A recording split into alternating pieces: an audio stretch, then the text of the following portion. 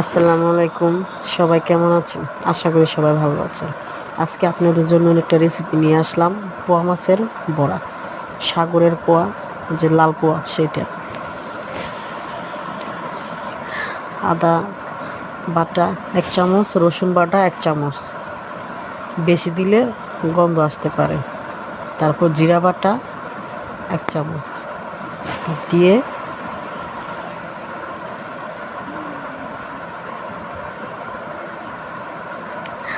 পেঁয়াজ বাটা 1 কাপ,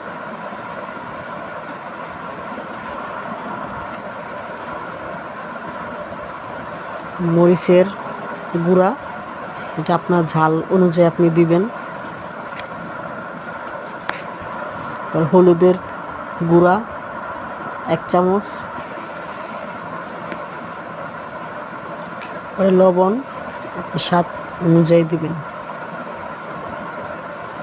পরে সবগুলো একসাথে মিক্স করে কিছুক্ষণ রেখে দেব, মশলাগুলা যেন মাছের ভিতর ভালো করে যায়। তারপর কচু পাতা নিয়ে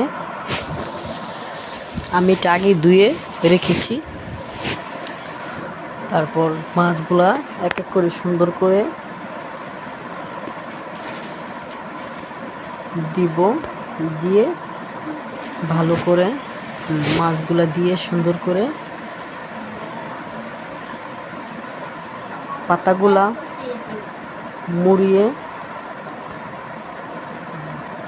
সেট করে নেব, কিছুক্ষণ রেখে দেব। আরেকটা বানিয়ে দেখাচ্ছি আপনাদের সুবিধার্থে।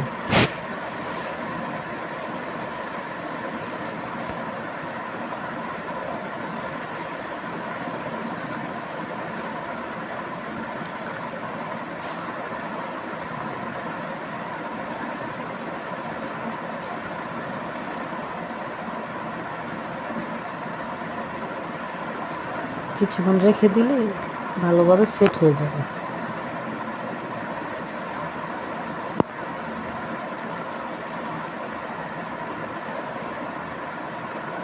ভালো করে তেল গরম করে নেব, পরে আস্তে আস্তে সবগুলো সুন্দর করে ভেজে নেব।